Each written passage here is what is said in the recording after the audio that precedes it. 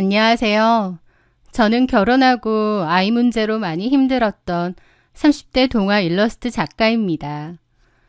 착하고 다정한 남편과 2년 연애 끝에 축복받으며 결혼식을 올렸어요. 남편과 저는 아이를 워낙 좋아해서 신혼 초부터 임신 계획이 있었습니다. 저희 부부를 닮은 사랑스러운 아이를 낳아 행복한 가정을 꾸리는 것이 저희 부부의 소망이었죠. 하지만 그 소박한 꿈은 6년이라는 긴 시간 동안 이루어지지 않았고 또 동시에 저희를 지독하게 괴롭혔습니다. 처음 1년은 그저 아직 때가 아닌가 보다 생각했습니다. 하지만 2년, 3년이 지나도 아이 소식이 없었습니다. 병원에 찾아가 봤는데 둘 다 난임의 별다른 원인이 없다고 하더라고요. 이유 없는 난임이 저희 부부의 케이스였던 거죠. 결국 저희는 난임병원의 문을 두드렸습니다. 그때부터 저의 고통스러운 시간이 시작되었어요. 배에 주사를 놓는 것은 일상이 되었고 온몸이 붓고 속이 메스꺼운 호르몬 약의 부작용을 묵묵히 견뎌냈습니다. 그러면서 몸도 멘탈도 안 좋아지더라고요. 몸 힘든 것보다 마음 힘든 게 참 괴로웠습니다. 뭔가를 너무 간절히 원하는데 잘 안 되면 그 자괴감이 엄청난 것 같아요. SNS에는 결혼한 친구들의 아기 사진이 넘쳐났고 명절이면 친척들의 애는 아직이니? 라는 무심한 질문에 심장이 멎는 것 같았습니다. 길을 걷다 임산부만 봐도 유모차만 봐도 저도 모르게 눈물이 핑 돌 정도였죠. 다른 사람들에겐 잘 찾아와주는 아이가 왜 나에게만은 이토록 힘든 걸까 마음이 우울해졌습니다. 시술도 잦은 실패가 되었고 몸도 마음도 너무 지치게 되었어요. 그리고 병원에서는 좀 쉴 것을 권고하더라고요. 결국 저와 남편은 제 건강을 위해 당분간 임신 시도를 중단하기로 했습니다. 남편은 제 손을 잡고 당신만 있으면 된다. 우리 둘이서 행복하게 살자고 위로해 주었지만 제 마음속의 우울감은 쉬이 가시지 않더라고요. 그런데 그맘때 시동생이 갑자기 결혼을 한다고 했습니다. 온 가족이 모인 저녁 식사 자리였는데 시동생이 깜짝 발표를 한 거죠. 어머니, 아버지, 그리고 형수님, 드릴 말씀이 있는데요. 저 결혼할 사람이 생겼습니다. 그 말에 가족들 다 놀랐죠. 왜냐면 시동생은 일 때문에 늘 바쁘기도 했고 또 별로 결혼 생각이 없어 보였거든요. 시동생은 대기업에 다니고 성격도 싹싹하고 좋았습니다. 그런데 활발해 보이는 것과 달리 여자 관계에서는 좀 쑥맥인 것 같았어요. 워낙 괜찮은 사람이다 보니 저도 제 주변의 친한 동생을 소개해 주려고 벼르고 있었습니다. 시동생이 해외를 수시로 나가야 되는 일이다 보니 시간이 안 맞아서 미처 소개팅을 못 해주고 있었던 건데 그런 시동생이 갑자기 결혼을 한다는 거예요. 결혼하려는 여자는 현주라는 이름이고 직업은 플로리스트라고 했습니다. 시부모님은 어떤 여자인지 좀 더 꼬치꼬치 캐물었는데 시동생은 그냥 다음에 만나서 직접 보시라고만 하더라고요. 그러면서 한다는 소리가 저기, 어머니, 아버지, 현주의 조건 같은 게 조금 마음에 안 들어도 좋게 봐주세요. 실은 현주가 제 애를 임신했거든요. 그 말에 시부모님도 놀라시고 저희 부부도 놀랐죠. 시부모님은 어떻게 만난 여자냐고 물으셨고 시동생은 소개로 만났고 좋은 마음으로 만나다가 아이가 생겼다고 했습니다. 그래서 실질적으로 연애 기간은 4개월도 안 된다고 했죠. 너무 이른 거 아닌가 싶으면서도 아이가 생겼기 때문에 시동생은 책임을 지고 싶어 했습니다. 시부모님은 일단 데리고 오라고 한번 보자고 하셨어요. 시동생의 혼전 임신 이야기를 듣는 순간 저는 심정이 좀 복잡미묘하더라고요. 지난 6년간 아이를 갖기 위해 노력을 많이 했는데 시동생네는 만난 지 4개월 만에 혼전 임신으로 결혼한다고 하니 솔직한 말로 부러운 마음과 함께 서글픈 감정이 드는 것은 어쩔 수가 없었습니다. 하지만 또 한편으로는 얼굴도 모르는 현주 씨에게 고마운 마음도 있었던 게요. 저희 시부모님도 빨리 손주를 얻고 싶어 하셨고 은근하게 저한테 압박을 하셨거든요. 아이는 아직이냐 하시면서요. 제가 당분간은 임신 준비하는 거 쉬겠다고 했을 때도 너무 아쉬워하셨죠. 그런데 시동생네가 아이를 가졌다고 하니 그런 압박에서 조금은 벗어날 수 있을까 싶기도 했습니다.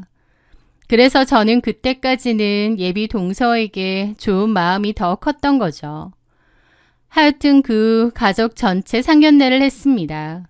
저희 시부모님, 시동생, 그리고 저희 부부가 나갔고 예비 동선에는 그녀의 부모님, 그리고 현주의 어린 사촌 여동생이라며 7살 정도 된 여자아이가 같이 왔습니다.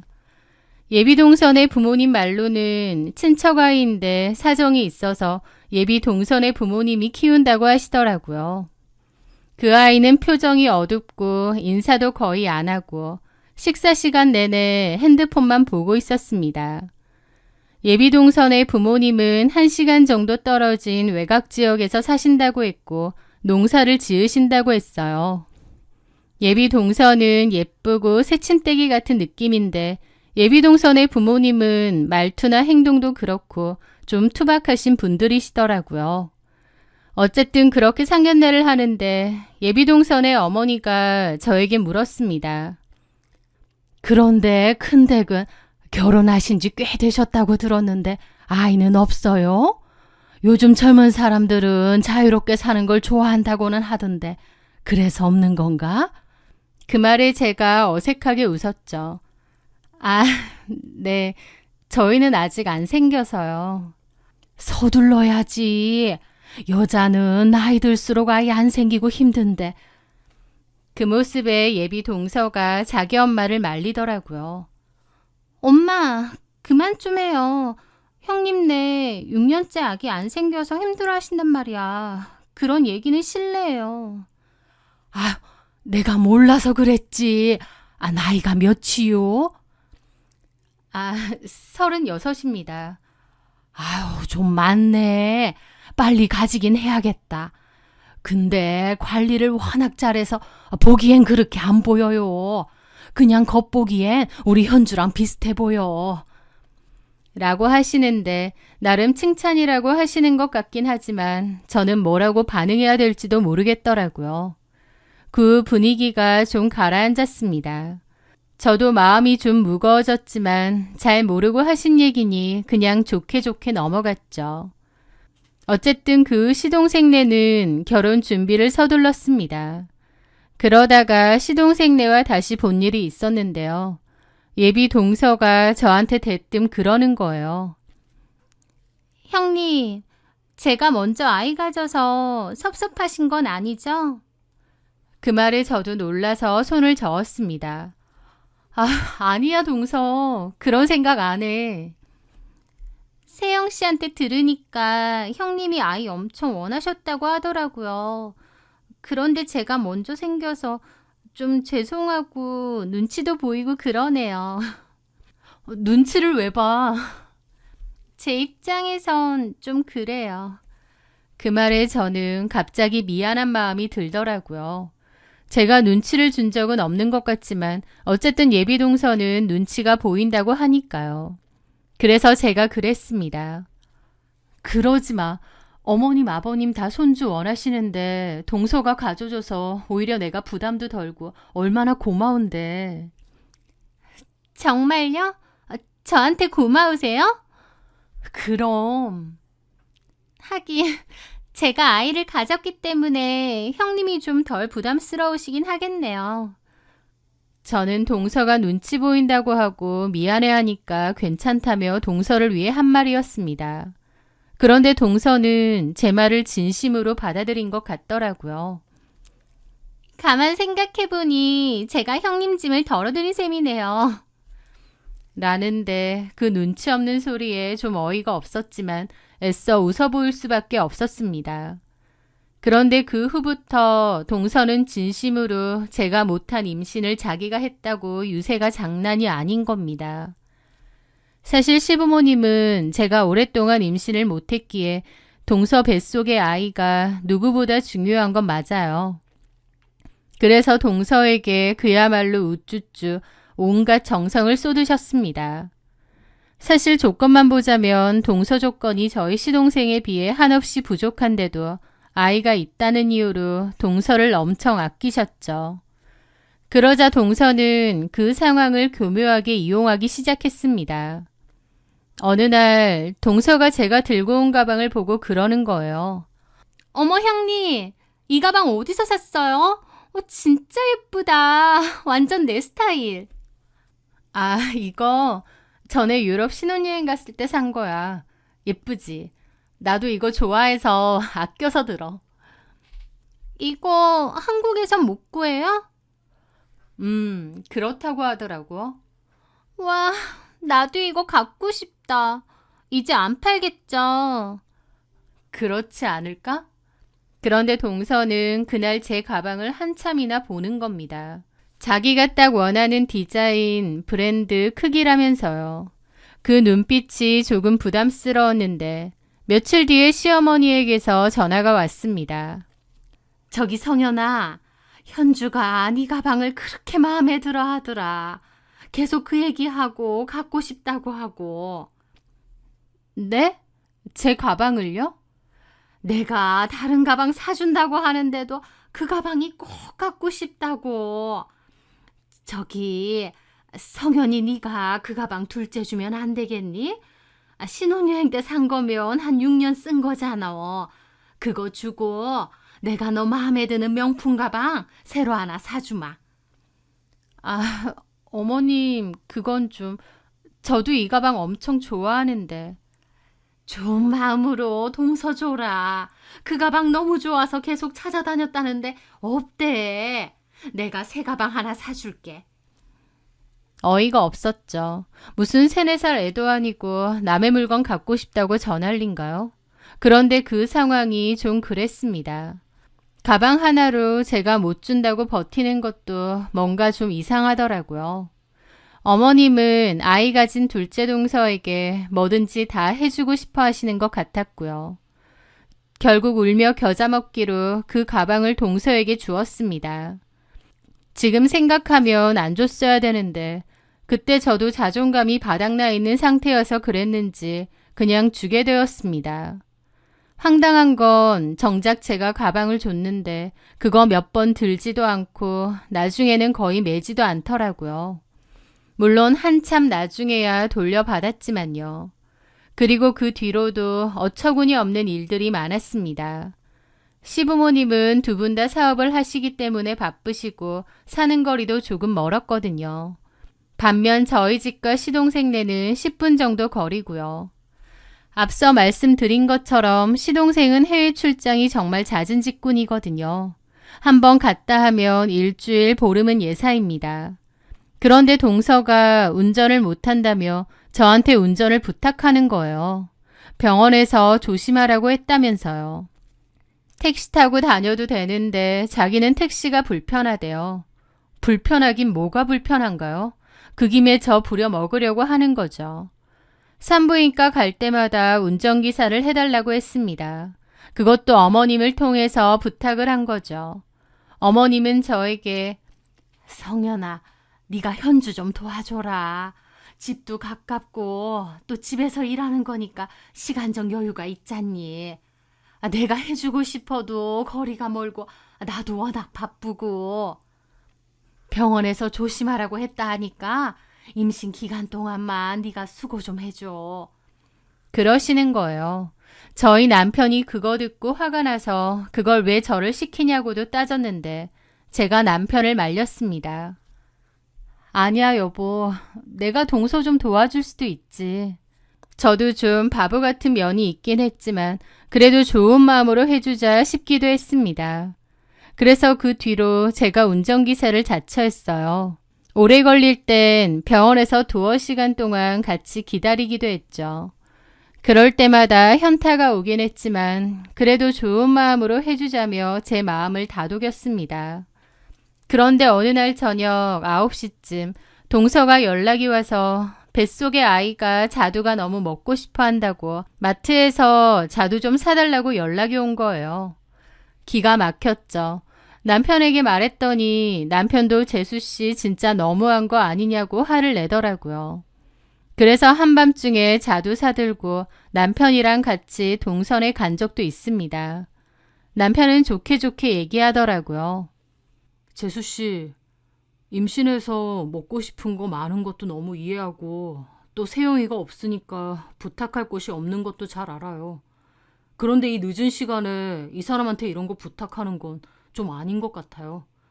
혹시 뭐 필요한 거 있음 저한테 차라리 카톡하세요. 그러면 제가 문 앞에 갖다 놓고 갈 테니까. 남편의 말에 예비 동서는 표정이 엄청 안 좋더라고요.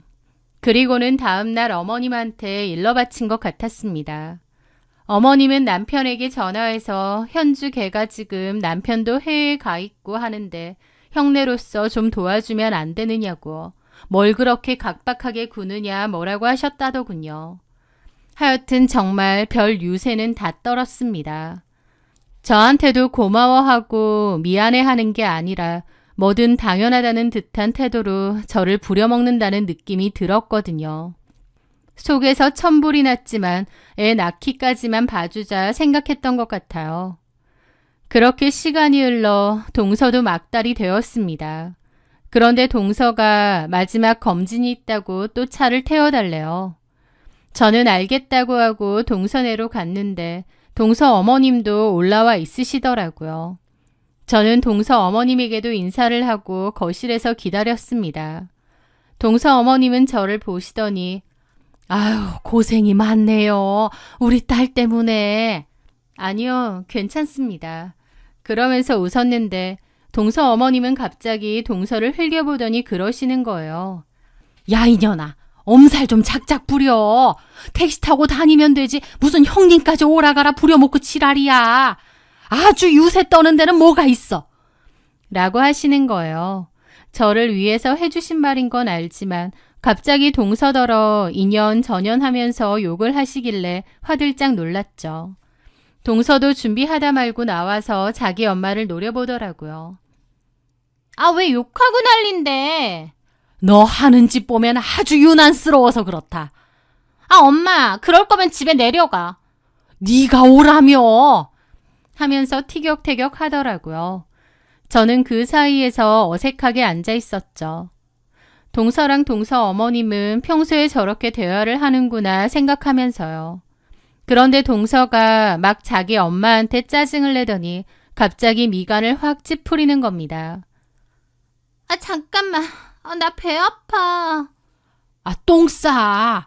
아, 똥배 아니고. 아, 잠깐만. 진짜 배 아파. 아, 엄마 때문이잖아. 하면서 미간을 찌푸리고 휘청거리는 겁니다.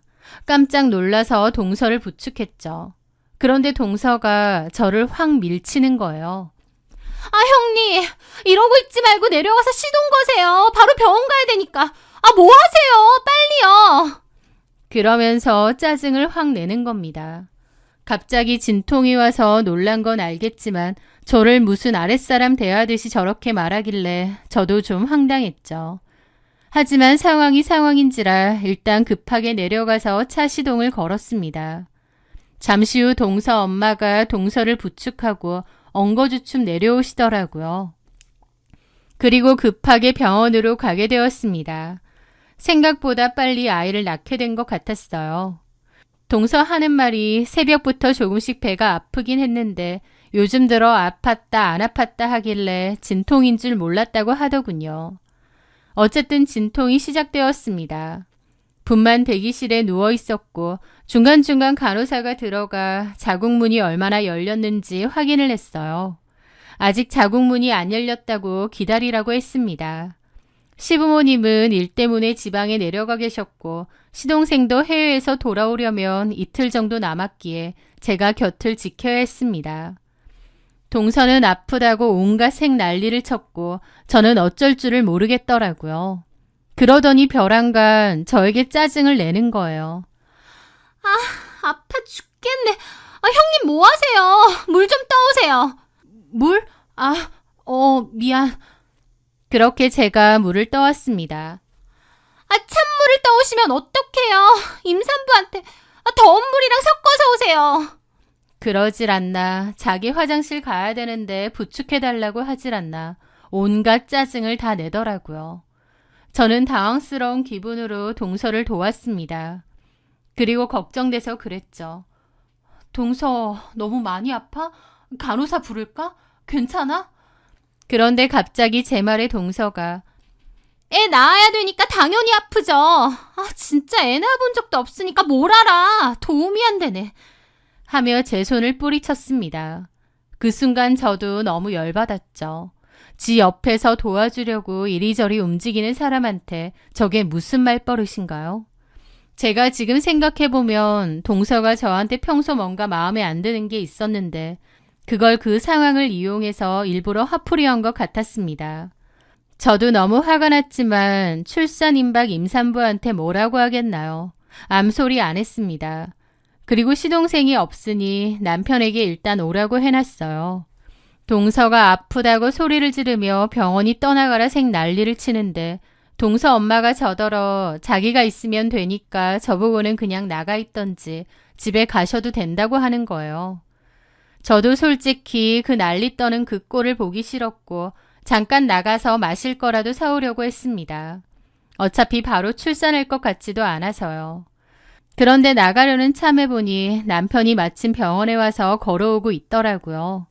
그래서 일단 남편과 함께 병실로 다시 들어가려고 문을 열었습니다. 그런데 그때 동서 엄마가 하는 말을 듣게 되었는데 남편과 저는 걸음을 멈출 수밖에 없었습니다.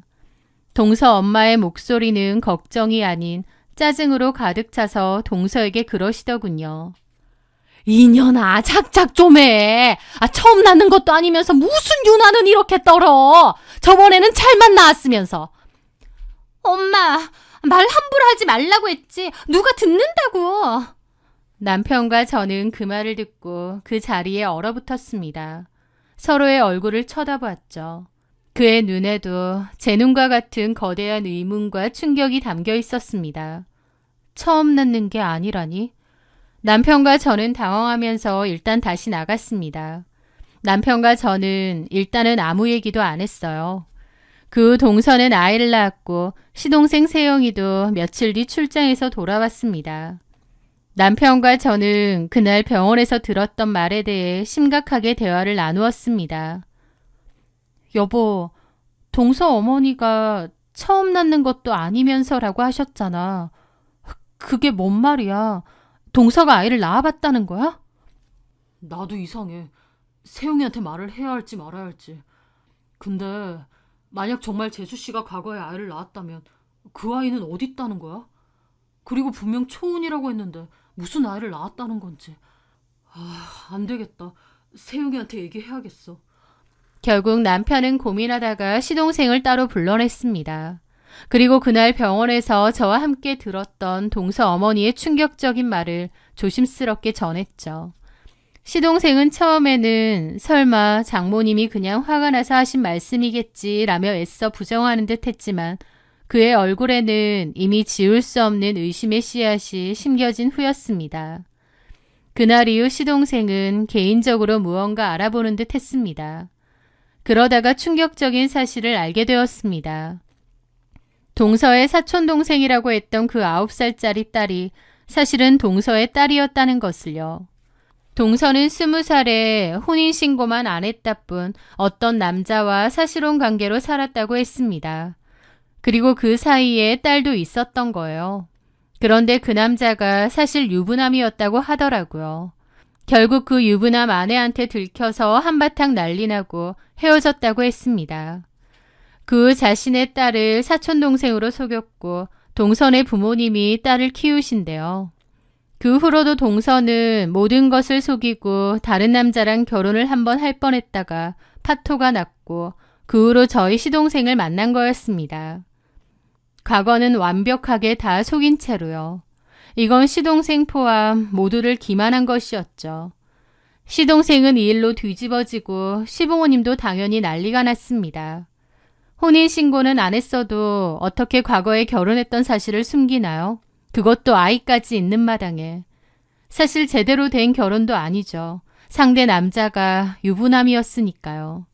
모든 것이 다 들통났고 그 와중에 동서는 유부남인지 몰랐다. 자기도 속아서 아이까지 낳고 산 거다라고 억울해하더라고요. 그게 중요한 게 아닌데도 말이죠. 시부모님은 설마 하는 마음에 갓 태어난 아이도 친자검사를 했는데 그나마 다행인 건지 그 아이는 시동생 아이가 맞았습니다. 하지만 시동생은 도저히 동서를 용서 못하겠는지 온 가족이 모인 자리에서 눈물을 흘리며 말했습니다. 아이는 제 핏줄이니 제가 평생 책임질 거예요. 하지만 저 여자와는 단 하루도 더 살 수 없습니다. 결국 시부모님은 그렇게 하라며 아이는 시부모님이 키워준다고 하셨어요. 그 둘은 옥신각신 많은 싸움 끝에 이혼하기로 했습니다. 물론 쉬운 일은 아니었고 그 일로 두 집안이 발칵 뒤집어졌죠. 동서는 그 와중에 자기 엄마를 원망하면서 엄마 때문이라고 난리를 쳤습니다. 속이고 살면 되는데 자기 엄마 때문에 다 들통났다고 하는데 와, 진짜 양심도 없는 인간이구나 싶더라고요. 그리고 자기 속으로 낳은 자식을 태연하게 사촌동생이라고 속이면서 나 몰라라 하는 것만 봐도 정상은 아닌 것 같았습니다.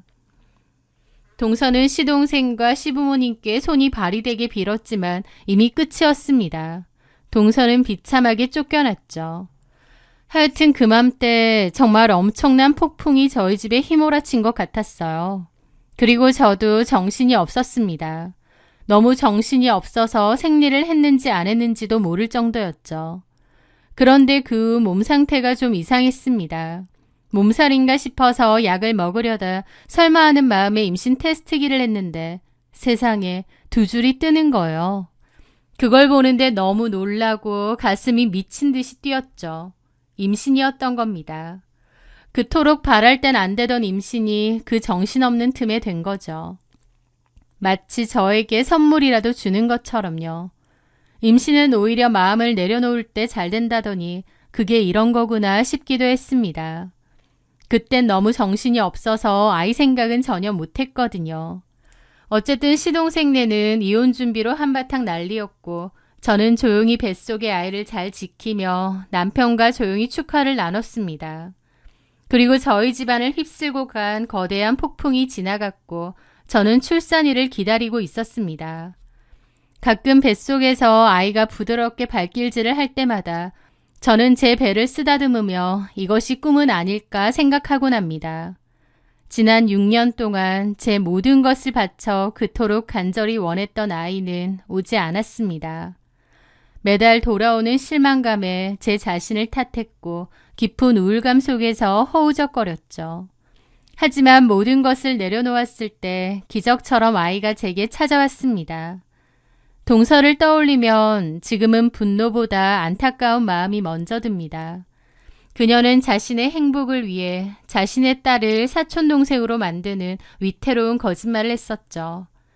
아이를 가졌다는 사실을 권력처럼 휘두르며 제게 상처를 주었지만 그 모든 행동은 어쩌면 자신의 불안과 결핍을 감추기 위한 발버둥이었을지도 모른다는 생각이 들어요. 하지만 진실은 아주 작은 말실수 하나로도 쉽게 드러나고 거짓으로 쌓아 올린 모래성은 한순간에 무너져 내리는 법이죠. 저는 이 모든 일을 겪으며 진정한 가족이란 무엇인지 다시 한번 생각하게 되었습니다. 혹시 저처럼 힘든 시간을 보내고 계신 분이 있다면 때로는 모든 것을 내려놓는 용기가 가장 큰 기적을 불러오기도 한다는 것을 명심하셨으면 좋겠어요. 제 사연을 들어주셔서 감사합니다.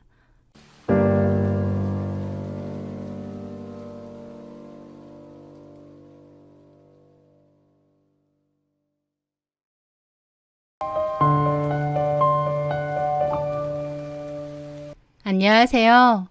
저는 어린 딸을 키우며 개인 프리랜서로 일하고 있는 30대 후반의 여자입니다. 짧다면 짧은 결혼 생활을 끝내고 지금은 부모님과 함께 뉴질랜드에서 지내고 있습니다. 이곳의 푸른 초원 위에서 아이와 함께 평화로운 나날을 보내고 있자면 과거의 그 속 시끄러운 일들이 다 전생처럼 느껴지기도 하네요. 이런 평화를 얻기 위해 저는 제 인생의 가장 큰 폭풍을 온몸으로 맞아야 했습니다. 원래 저는 성격이 해맑고 낙천적이라는 이야기를 많이 들었습니다. 살면서 크게 부딪히거나 상처받을 일이 잘 없었기 때문이죠. 대학교 졸업하고 항공사 승무원으로 일을 했고 퇴사 후에는 모바일 쇼호스트 일을 했었습니다. 승무원 일을 할 때도 방송을 할 때도 저의 긍정적인 에너지가 좋다는 칭찬을 많이 들었어요. 세상은 저에게 따뜻하고 밝은 곳이라고 생각했고 사람 만나는 것도 좋아했죠. 하지만 결혼 생활을 하면서 세상 사람들이 다 나 같지는 않구나. 세상에는 내가 이해할 수 없는 별의별 사람들이 다 존재하는구나. 정말 못돼 처먹은 인간도 많구나. 아주 뼈저리게 깨닫게 되었습니다. 저희 부모님은 정년퇴직을 하시면서 뉴질랜드로 이민을 가셨어요. 거기에 큰오빠가 사는데 부모님도 그리로 아예 이민을 결정하신 거죠. 그러면서 원래 저랑 같이 살던 2층짜리 단독주택은 저에게 증여를 해주고 가셨습니다. 부모님이 안 계신 집에서 저는 혼자 살았죠. 2층 주택이라 관리하기가 좀 힘들긴 했지만 그래도 가족의 추억이 담긴 소중한 곳이었기에 제 딴에는 부지런히 관리하며 살았던 것 같아요. 그러다가 그 남자를 만났습니다. 전 남편이요. 전 남편은 당시 고급 자전거 커스텀샵을 운영하는 사업을 운영했습니다. 아는 지인으로부터 소개를 받았어요. 그 남자는 제가 그때 출연했던 모바일 쇼호스트 방송들이 있는데 그것도 찾아봤다고 했습니다. TV에 나오는 건 아니다 보니 일부러 찾아봐야 하는 건데도 저를 소개받는다고 해서 일부러 찾아봤다고 했죠. 지우 씨를 보면 보기만 해도 저까지 덩달아 밝아지는 기분이더라고요. 웃는 모습이 참 예쁘신 것 같아요. 그는 자기도 저처럼 자신만의 브랜드를 만들어가는 사람이라며 저와 공감대를 형성하려 애썼습니다. 저에게 잘 보이려고 노력하는 그의 모습이 귀여웠고 호감이 느껴졌어요. 그리고 저 역시도 그의 열정적인 모습에 끌렸고요. 그렇게 1년 남짓 만나다가 혼전 임신을 하게 되었고 결혼을 약속했습니다. 임신 5개월 차에 결혼을 했으니 결혼하고 반년 만에 아이도 출산했죠. 그때까지만 해도 다 좋았습니다. 서로의 부족한 점을 보완하는 한 쌍의 멋진 커플이 될 수 있을 줄 알았어요. 그런데 결혼하고 보니 제 생각과 다른 게 상당히 많더군요. 일단 잘 나가는 줄 알았던 그의 사업이 사실 어려운 상황이라는 걸 알게 되었습니다. 남편은 좀 무리해서 사업을 확장하기도 했는데 그게 잘 안 됐던 거죠. 저한테는 괜찮다, 금방 해결될 거다 라고 큰소리쳤지만 전혀 아니었습니다. 상황은 점점 나빠져만 갔죠. 결국 결혼하고 1년이 지났을 무렵 사업을 정리하게 되었습니다. 그런데 그것보다 더 충격적인 건 그 1년 동안 어떻게든 사업을 다시 일으켜보려 했던 남편이 거액의 빚을 졌다는 거였습니다. 저한테는 말도 안 하고요. 그 빚은 시부모님이 사시던 아파트를 담보로 잡은 대출이었습니다. 이미 빚 남기고 사업 정리하고 나서야 저한테 고백을 했던 거죠. 자기 딴에는 저 걱정 안 시키고 알아서 해결해 보려 했는데 그게 안 됐다며 얘기를 하더라고요. 게다가 더 큰 문제는요. 남편이 그 빚을 감당하지 못했고 결국 시부모님과 신우들이 살던 시댁집이 경매로 넘어가게 되었다는 거였습니다. 남편은 너무 힘들어했고 자기 식구들을 다 내쫓게 만들었다면서 발을 동동 굴렸죠. 그때의 저에게는 별다른 방법이 없었습니다. 우리 부모님이랑 동생들 당장 길거리에 나앉게 생겼어. 다 나 때문이야. 내가 죽일 놈이야. 여보, 일단 진정해. 방법이 있을 거야. 지우야, 내가 정말 자기한테 미안한데 우리 식구들 이 집에서 잠깐만 같이 좀 지내면 안 될까? 내가 무슨 짓을 해서든 어떻게든 최대한 집 새로 구해서 부모님하고 동생들 나갈 수 있게 할게. 당장 오갈 데가 없어져서 그래. 어? 남편은 저에게 눈물로 호소하며 자기 식구들은 어쩌냐고 하는데 난감하더라고요. 솔직히 싫죠. 편하지도 않은 시댁 식구들이랑 한 집에서 같이 산다니요. 저도 그때 육아와 일을 병행하느라 정신이 없었는데 시부모님까지 같이 산다고 생각하니 너무 불편하고 부담스러웠습니다. 그런데 제 표정을 읽었는지 남편은 제 약한 부분을 정확히 파고들었습니다. 그리고 이건 우리를 위해서도 나쁘지 않은 선택이야. 자기 일 더 하고 싶어 하잖아. 일 욕심도 많고. 우리 부모님 오시면 당신도 더 이상 애 봐줄 사람 걱정 안 하고 마음 편하게 일에만 집중할 수 있을 거 아니야. 그것뿐인가? 엄마가 집안일도 다 해주실 거고. 나더군요. 사실 아이를 육아하고 있긴 하지만 그 바람에 일을 못하고 있어서 답답한 것도 있었습니다. 모바일 쇼호스트로 전향을 했기에 최대한 열심히 일하고 싶었는데 아이가 있기 때문에 쉽지 않았거든요. 남편의 설득도 그렇고 또 상황 자체가 제가 거절하기가 힘든 상황이었습니다. 결국 저는 등 떠밀리듯 그 제안을 받아들이게 되었죠. 흔쾌히 좋은 기분은 아니었지만 그래도 괜찮을 거라 생각했습니다. 어쨌든 시부모님이 일하는 저 대신 아이를 돌봐주신다고 했으니 그 부분만이라도 좋게 생각하자 싶었죠. 그렇게 시댁 식구들이 저희 집으로 오게 되었는데요. 무릎이 안 좋은 시부모님을 위해 1층을 내드렸고 신우들도 1층에 있는 방을 썼습니다. 저와 남편, 아이는 2층을 쓰게 되었고요. 그때는 미처 몰랐습니다. 제 집을 통째로 기생충들에게 내어줄 뻔한 끔찍한 결정이었다는 사실을 말이죠. 막상 같이 살아보니 제 생각보다 불편하고 짜증나는 일이 너무나 많았습니다. 제가 일만 할 수 있게 해준다면서 집안일이고 육아고 다 해주신다더니 웬걸요. 집안일은 온전히 제 차지였습니다. 그리고 오히려 식구들이 늘어나니 해야 할 일만 산더미처럼 더 불어난 거죠. 어머님은 아이를 봐주신다는 명목하에 하루 종일 거실 소파에 누워 TV만 보셨어요.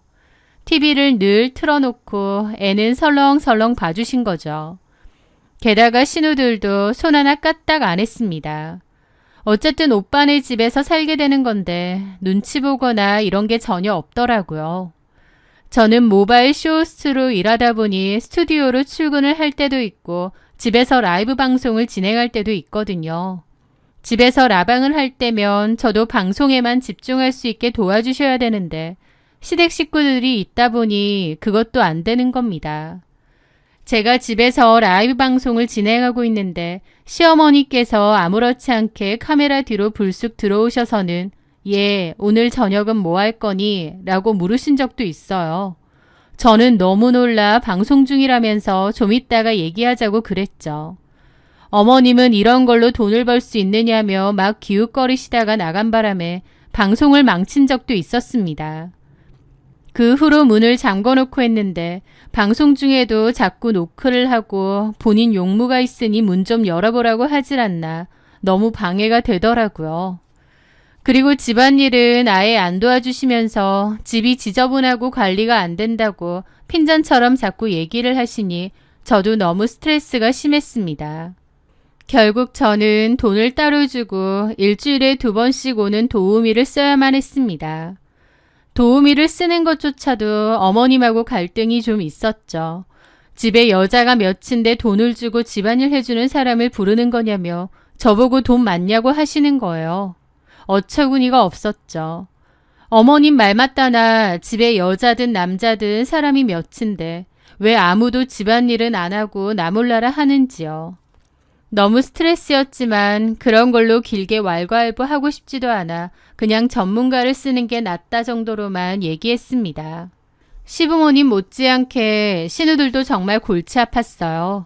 집에 마음대로 친구들을 데리고 오질 않나 한번 왔다 하면 1층 거실이 엉망진창입니다. 집주인인 저도 거실에 있는 가구나 살림살이를 조심했었었는데 신우들은 그런 것도 전혀 없더라고요. 참다 못한 저는 남편에게 여러 번 얘기했습니다. 자기야, 어머님 아버님 집은 찾고 있어? 집? 여기서 계속 사실 순 없잖아. 그런데 남편은 멋쩍은 얼굴로 그러는 겁니다. 왜? 여기 집 넓고 다 같이 살아도 별 문제 없지 않아? 왜 문제가 없어? 나 솔직히 스트레스 너무 많이 받는데. 엄마가 슬기도 봐주시잖아. 일부러 애 봐달라고 부모님 모셔와서 사는 집들도 있다던데. 슬기만 봐주시면 뭐해. 나머지 집안일은 그대로고 내 몫만 늘어나는데. 그리고 슬기 봐주시는 것도 그래. 어머님하고 육아 스타일도 안 맞아서 사사건건 부딪히는 것도 너무 많아. 어쨌든 내가 엄마니까 이렇게 해주십사 하는 게 있는데 어머님은 그럴 때마다 그럼 네가 하라고 짜증내시면서 슬기 확 맡기고 나가버리실 때도 많잖아. 아, 그거는 자기가 잘못했지. 엄마가 봐주기로 했으면 엄마한테 전적으로 맡겨야 되는 거 아니야? 내가 다른 거 얘기하는 것도 아니고 안전에 관한 거 얘기하는데도 그러신다니까. 애 떨어질지도 모르는데 소파 끄트머리에다가 앉혀놓질 않나. 저번에는 기는 거 연습하라고 애를 엎어놓고 자지러지게 울 때까지 친구분들하고 통화를 하시질 않나. 솔직히 애를 신경 써서 봐주시는 것도 아니야. 아, 엄마도 어떻게 하루 종일 슬기만 보고 있어. 하루 종일 봐달라는 게 아니라 하여튼 차라리 어린이집에 맡기거나 사람 쓰는 게 더 나을 것 같아. 집을 구하고 있긴 한 거야? 그런데 제 물음에 남편은 민기적거리더라고요. 아, 자기도 알지만 나도 다시 사업 일으켜보려고 요즘 백방으로 뛰어다니잖아. 나도 정신 없거든. 내가 천천히 한번 알아볼게. 저번에도 그렇게 말했잖아. 도대체 언제 알아볼 건데. 자기야, 너무 닥달하지 마. 솔직히 내 보기엔 자기가 너무 예민해. 우리 가족들 다 자기한테 피해 안 주고 살려고 하는 것 같은데. 뭐라고? 어이가 없더라고요. 저는 너무 스트레스 받고 있고 그게 한두 개가 아닌데 남편은 자기 가족들이 배려를 많이 해주고 조심하고 편하게 해주지 않느냐 생각하는 겁니다. 본인은 본인 가족들이니 당연히 편하겠죠. 남편에게 물어도 알아볼 생각이 있긴 한 건지 민기적 거리기만 하고 저의 스트레스도 갈수록 쌓여갔습니다. 그러던 어느 날 뉴질랜드에 계신 저희 부모님이 손녀를 보기 위해 한국에 오셨습니다. 저는 시댁 식구들과 같이 산다는 이야기를 부모님께 미리 말씀드렸습니다. 그리고 시댁 식구들에게도 저희 부모님이 오신다고 했죠. 그런데 웬걸 저희 부모님이 오시니까 시부모님도 신우들도 너무 불편해하는 겁니다. 엄밀히 저희 부모님 집인데도 오히려 저희 부모님이 눈치를 봐야 하는 이상한 상황이 된 거죠. 저희 부모님은 일주일가량 집에 머물기로 하셨는데요. 저희 부모님이 계신 걸 온몸으로 좀 유치할 정도로 불편해하는 겁니다. 식사 시간이 되어도 방에서 나오지 않거나 지나가며 마주쳐도 인사를 하는 둥 마는 둥 마치 저희 부모님을 원치 않는 불청객이라도 대하는 듯한 태도였습니다. 저희 부모님도 좀 황당해 보이셨고요. 저는 저희 부모님께 너무 죄송했습니다. 부모님이 저 편하게 살라고 증여해주고 가신 집이었기에 시댁 식구들 같이 산다고 했을 때 걱정을 많이 하셨거든요. 그런데 제가 괜찮다고 사정이 여의치 않아서 잠깐만 지내시다 갈 거라고 말씀드렸었어요. 그러면서 시부모님도 다 많이 도와주시고 배려도 많이 해주시고 신우들도 다 착하다고 말씀드렸었죠. 부모님 걱정하실까봐 제 딴에는 좋게 얘기했던 거고 저희 부모님도 그러느냐며 한시름 놓는다고 하셨는데 막상 직접 와서 지내보니 그게 아니라는 걸 다 아신 거죠. 저희 엄마는 저보고 같이 사는 거 괜찮으냐 계속 걱정하셨고 저는 괜찮다고 장서방이 집 알아본다고 했으니 알아보고 금방 나가실 거라고 말씀드렸습니다. 그런데 며칠 뒤 거실에 모여 있었습니다. 그런데 어머님이 그러시는 거예요. 근데 사돈 어른들은 언제 돌아가신대니? 일주일에서 보름 정도 있다 가실 생각으로 오셨어요. 보름씩이나? 아, 세상에, 우리 민지랑 민정이도 너무 부담스러워 하는데. 민지랑 민정이는 신우들 이름입니다. 저는 좀 어이가 없어서 그랬죠. 아가씨들이 불편해한다고요? 안 그렇겠니? 다 큰 여자애들인데 집에 잘 모르는 어른들이 둘이나 더 있고 집에 있기 당연히 불편하지. 라는데 어처구니가 없는 겁니다. 그 순간 이 집이 저희 부모님 집이나 제 집이 아니라 시부모님 집인 줄 착각할 뻔했어요. 그래서 어이가 없는데 어머님이 또 그러시는 겁니다. 아무리 딸네 집이라고 해도 너무 오래 계시는 거 아닌가? 아무리 집이 2층 집이라고 해도 같이 지내기엔 좀 피좁기도 하고. 사돈 어르신들도 불편하시지 않나? 그러는 겁니다. 기가 막힌 상황이죠. 객식구로서 얹혀있는 건 자기들이면서 집주인인 저희 부모님을 불편해하고 눈치를 주는 그야말로 주객이 전도된 상황이었으니까요. 저는 너무 황당해서 한 소리 하려는데 마침 주방에 있던 엄마가 그 얘기를 들으셨는지 나오셨습니다. 웬만해선 화를 내지 않으시는 저희 엄마지만 기분이 상하셨는지 어머님을 보며 웃으며 말씀하시더군요. 사부인께서는 저희가 있어서 좀 불편하신가 봐요. 어머, 거기 계셨어요? 인기척이라도 좀 하시지. 저희가 불편하다기보다 사돈 어르신들께서 불편하실까 봐. 저희가 불편할 게 있나요? 이 집에서 30년 넘게 살았는데요. 오히려 타지 생활하다가 집에 돌아오니까 아주 편하죠. 엄마가 일부러 저렇게 말하시더라고요. 누가 집주인인지 확실히 하시려는 것 같았습니다. 그 말에 어머님 표정이 확 굳더라고요. 사부인이야말로 이 집에서 지내시는데 불편함은 없으시죠? 예, 다행이네요. 불편한 게 없으시다니. 지내시는 동안만큼은 편하게 지내세요. 어차피 장서방이 집 알아본다고 했으니 곧 나가실 거 아니에요. 지내시는 동안 저희 딸이 공연히 눈치 주는 일은 없게 제가 잘 얘기해 놓겠습니다. 저희 엄마의 뼈 있는 농담에 어머님은 표정이 완전 굳어서는 대답도 하는 둥 마는 둥 굳어 있으시더군요.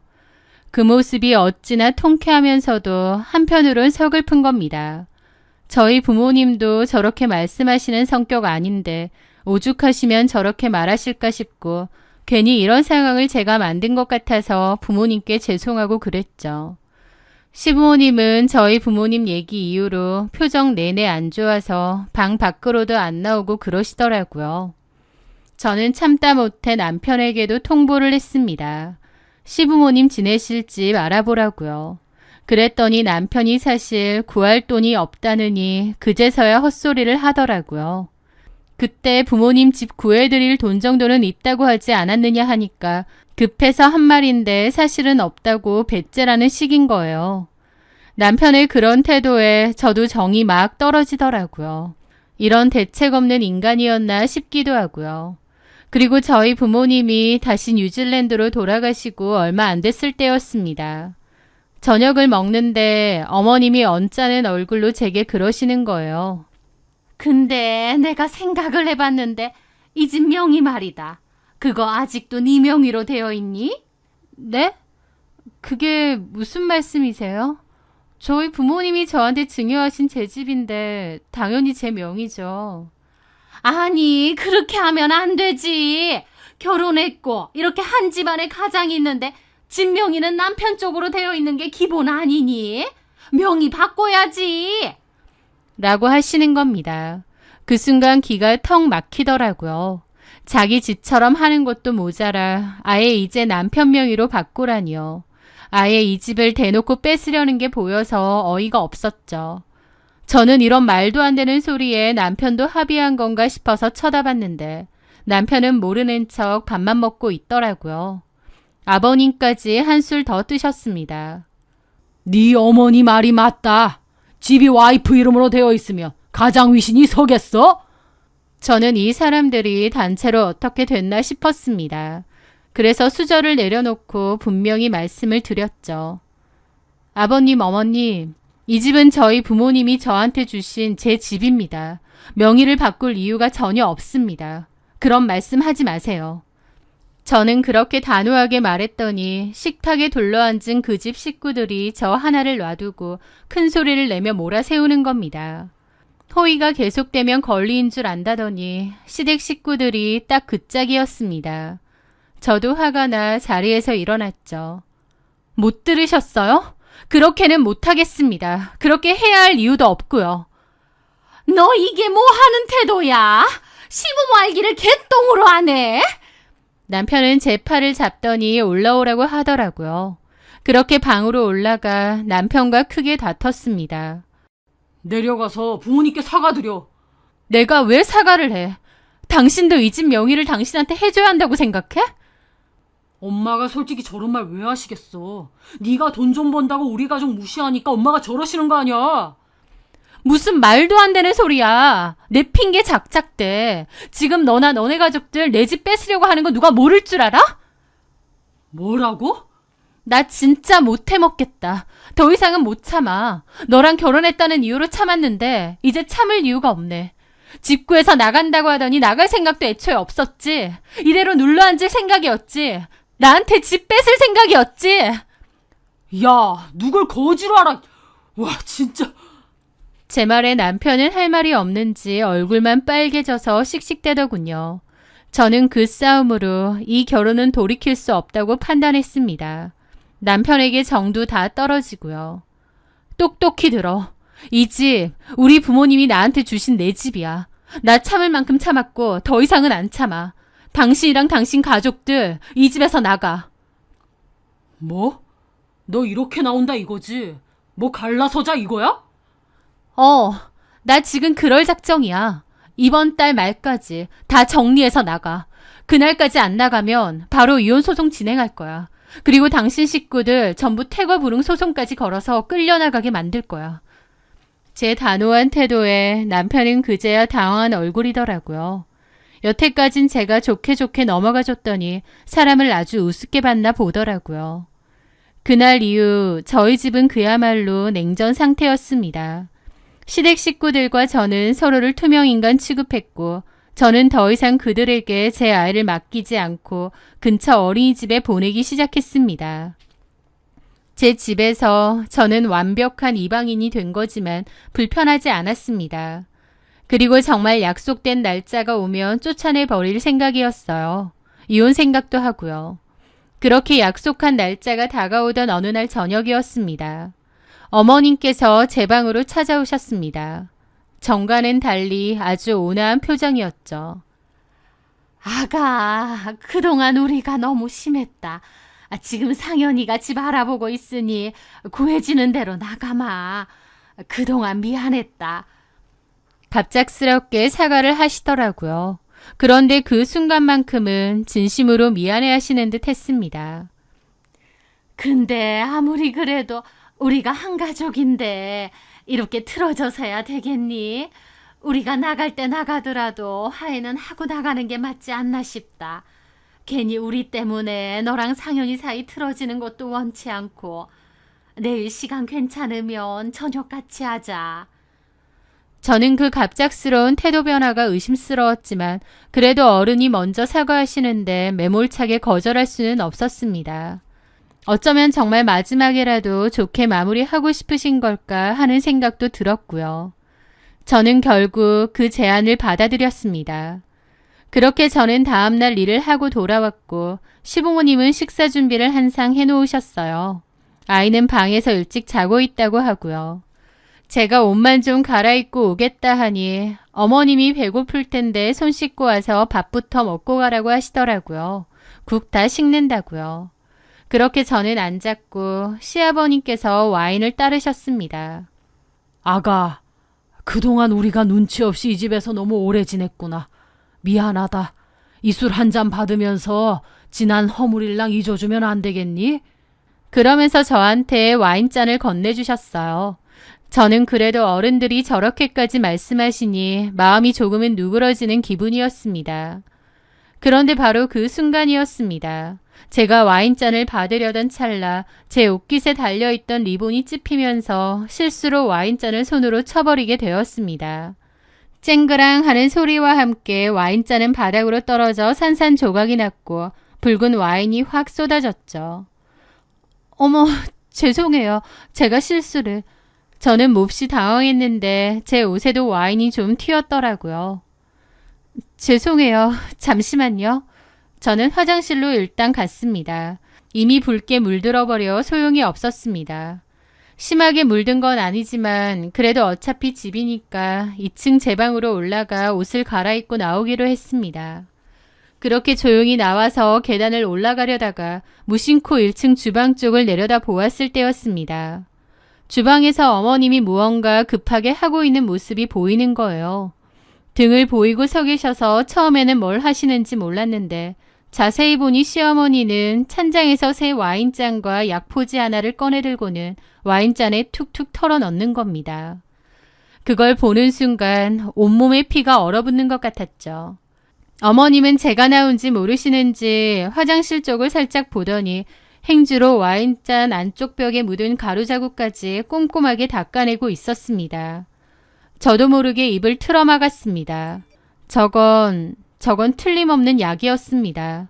뭔지는 몰라도 저 몰래 약을 먹이려는 거였죠. 저는 일단 소리 없이 2층 제 방으로 달려가 문을 닫았습니다. 손이 덜덜 떨려 옷을 갈아입을 수도 없었습니다. 저 사람들이 나한테 뭘 먹이려고 하는 거지? 소름이 쫙 돋으면서 여기서 벗어나야 한다는 생각은 드는데 공포심에 머리가 정지된 것처럼 아무 생각도 나지 않았습니다. 저는 어쩌지 고민하다가 급하게 핸드폰을 들었어요. 그런데 그때 신우가 노크를 하더군요. 새언니, 옷 갈아입고 있어요? 다들 기다리는데. 저는 그 목소리에 정신이 번쩍 들었습니다. 저는 심호흡을 한번 하고 최대한 아무렇지 않은 표정을 지으려 애쓰며 옷을 갈아입었습니다. 그리고 태어난 척 다시 1층으로 내려갔습니다. 제가 자리에 앉자 시아버님께서 바로 그 새 와인잔을 제 앞으로 내밀었습니다. 아주 인자한 미소를 지으면서요. 자, 우리 며느리 옷도 갈아입었으니 이제 정말 우리 다 화해하는 기념으로 한잔하자. 저는 제 앞에 놓인 그 와인잔을 가만히 내려다보았습니다. 붉은 와인 속에 저를 해치려는 그들의 시커먼 속내가 비치는 것 같았습니다. 저는 와인을 마시는 척하면서 사실은 입술에 잔을 슬쩍 대기만 하고 마시지는 않았습니다. 그 짧은 순간에도 맞은편에 앉은 어머님이 제가 술을 마시는지 안 마시는지 유심히 살피고 있다는 것이 느껴졌죠. 제가 잔을 내려놓자 아니나 다를까 어머님이 물었습니다. 왜 안 마시니, 아가? 그 순간 저도 모르게 기지를 발휘해서 그랬죠. 와인에서 약간 상한 냄새가 나는 것 같아서요. 제 말에 옆에 앉아있던 남편이 제 잔을 냉큼 가져가더니 킁킁대더라고요. 무슨 소리야? 아무렇지도 않은데? 향 좋기만 하네. 마셔도 돼. 그러면서 그 잔을 다시 제게 건네는 겁니다. 다른 식구들보다 남편 놈까지 한통속이라는 게 너무 괘씸하고 분하더라고요. 그래서 제가 그랬죠. 그래? 당신 잔은 괜찮은가 보다. 그럼 바꿔 마시자. 그렇게 저는 잔을 바꿨습니다. 그 순간 시댁 식구들의 얼굴이 전부 굳어지는 것을 보았습니다. 시어머니와 시아버지가 서로 눈빛을 교환했고 남편은 당황하더라고요. 그게 얼마나 어이가 없던지요. 안 마셔? 아니, 나는 갑자기 속이 좀 안 좋아서. 그 모습에 제가 그랬죠. 방금 전까지 향 좋다면서 왜? 못 마시겠어? 이 와인에 뭐 문제라도 있어? 화가 나서 따졌지만 한편으론 그 순간이 너무 공포기도 했습니다. 그곳에는 제 편이 단 한 명도 없었으니까요. 저는 끝장을 보자 싶어 자리에서 일어나 주방으로 향했습니다. 목이 마르네요. 물 좀 마시고 올게요. 주방으로 걸어가는 척하면서 저는 몰래 주머니 속에서 휴대폰을 꺼내 112를 눌렀습니다. 통화 버튼을 누른 뒤 주머니 깊숙이 넣어두었어요. 그리고 시어머니가 꺼냈던 그 찬장에서 약을 꺼냈죠. 어머님, 이거 뭐예요? 이 약 제 잔에 탔죠? 제가 다 봤어요. 이 약 도대체 뭐예요? 제 말에 시어머니는 당황하며 변명하기 시작했습니다. 약이라니. 그건 그냥 감기약이야, 감기약. 감기약이요? 웃기지 마세요. 술이랑 감기약을 같이 먹는 사람이 어디 있어요? 그리고 어머님, 연세가 몇인데 가루 감기약을 드세요? 저는 더 이상 참지 않고 소리쳤습니다. 도대체 이 약이 뭐냐고요? 왜 저한테 몰래 먹이려고 한 거예요? 쟤 뭔 소리야니? 미쳤나 보다. 그래요. 제가 직접 알아볼게요, 그럼. 저는 그 약봉지를 들고 현관으로 향했습니다. 그런데 그 순간 시댁 식구들이 다급하게 저를 막아서면서 뒤로 확 밀치는 겁니다. 그리고 신우가 제 손에 약을 뺏었고 어머님이 제게 달려드는 거예요. 저는 그 바람에 바닥으로 쓰러졌는데 그 순간 소리를 지르며 제 머리채를 잡고 바닥에 내리찍는 겁니다. 이 싸가지 없는 년! 시부모 무서운 줄 모르고 네가 그렇게 잘났어? 네 집이라고 유세 떨어 이 망할려나? 아픈 것보다 너무 무서웠습니다. 머리를 바닥에 찌이고 시어머니의 악독한 소나기에 머리채가 잡힌 채 흔들리는 동안 제 눈은 단 한 사람을 향해 있었습니다. 바로 제 남편이었죠. 하지만 남편은 시어머니를 말리지도 않고 이 모든 광경을 보고만 있는데 그 순간 깨달았습니다. 저를 때리는 시어머니보다 그냥 지켜만 보고 있는 저 인간이 더 끔찍한 악마라는 것을요. 그때였습니다. 띵동 띵동 요란한 초인종 소리와 함께 현관문을 부술듯이 두드리는 소리가 들렸습니다. 경찰입니다. 문 여세요. 가정폭력 신고받고 출동했습니다. 그 소리에 시어머니의 움직임이 멈칫했습니다. 시댁 식구들 모두가 얼어붙었죠. 경찰이 강제로 열기 전에 빨리 열라고 재촉했고 겁에 질린 신우 하나가 떨리는 손으로 현관문을 열었습니다. 그리고 경찰들이 집 안으로 들이닥쳤죠. 사실 저는 아까 2층 제 방에서 옷을 갈아입으며 그 공포 속에서도 이미 112에 문자를 보내두었습니다. 시댁 식구들이 저를 해치려 합니다. 제 술에 약을 탔습니다. 지금 당장 출동해 주세요. 증거를 위해 112에 다시 전화해 현장 상황을 큰 소리로 알리겠습니다. 라고요. 제가 주방에서 소리치며 그들과 다투는 동안 제 주머니 속 휴대폰은 112와 연결되어 이 모든 상황을 생중계하고 있었던 겁니다. 경찰은 바닥에 널브러져 있는 저와 시모를 떼어놓았습니다. 폭행 현행범으로 체포합니다. 내가 뭘 어쨌다고! 저는 경찰의 부축을 받으며 일어나 비틀거리며 휴지통을 가리켰습니다. 저기에 약봉지 있어요. 저한테 몰래 먹이려던 거. 신우가 제 손에서 뺏은 약봉지를 버렸거든요. 경찰은 즉시 휴지통을 뒤져 약봉지를 증거물로 수집했고 시댁 식구들은 모두 경찰서로 연행되었습니다. 저는 경찰의 도움을 받아 병원 응급실로 가게 되었고 그곳에서 진단서를 끊었습니다. 다행히 심하게 다친 건 아니었지만 온몸이 떨리고 그 순간의 공포가 떠나지 않아 한참을 진정해야만 했습니다. 그리고 며칠 뒤 저는 담당 형사에게서 전화를 받았습니다. 그 약의 정체에 대한 검사 결과가 나왔다는 것이었죠. 강지우 씨, 와인에서 나온 성분 검사 결과가 나왔습니다. 뭔가요? 수면제 성분이 검출되었습니다. 수면제라고 하는데 등골이 오싹하더라고요. 저를 깊은 잠에 빠뜨려 무슨 짓을 하려고 했을까 소름이 끼쳤죠. 경찰서에서 형사들이 따지자 시모는 본인이 불면증이 심해서 수면제를 먹으려던 건데 제가 오해를 한 것이라며 생난리를 쳤다더군요. 시모가 평소에도 수면제를 잘 복용했고 저한테 억지로 약을 먹이려고 했다는 명백한 증거가 없어 더 따지고 들 수는 없었지만 폭행죄는 현장에서 체포되었기에 빼도 박도 못하는 상황이었습니다. 시댁 식구들은 제게 합의를 요구했지만 저는 단호하게 말했습니다. 선처는 없습니다. 법대로 처벌해 주세요. 결국 시어머니는 폭행죄로 처벌을 받게 되었고 저는 곧바로 이혼 소송 및 폭행죄를 근거로 위자료 청구 소송을 걸었습니다. 그 뒤로 지긋지긋한 싸움이 시작되었습니다. 특히 아이의 양육권을 두고 남편과 오랫동안 싸웠죠. 저를 물고 늘어졌습니다. 하지만 법은 제 편이었습니다. 남편의 폭행 사실과 시어머니의 비상식적인 행동들이 인정되었습니다. 하지만 문제는 끝나지 않았어요. 제가 이혼 소송에서 이기고 제 집에서 나가라고 했음에도 그들은 나가지 않고 버텼거든요. 결국 저는 법원을 통해 퇴거 명령을 받아냈고 법원 집행관들과 함께 제 집으로 향했습니다. 그들은 마지막 순간까지도 제게 악담을 퍼부으며 쫓겨났죠. 너 이렇게 독하게 굴어서 천벌 받을 거다. 천벌은 남의 집에 기생하며 주인 행세하고 며느리한테 약까지 먹이려던 당신네들이 받겠죠. 두고두고 다신 보지 맙시다. 그들이 떠나고 텅 빈 집을 바라보며 저는 그제야 길고 길었던 악연이 끝났음을 실감했습니다.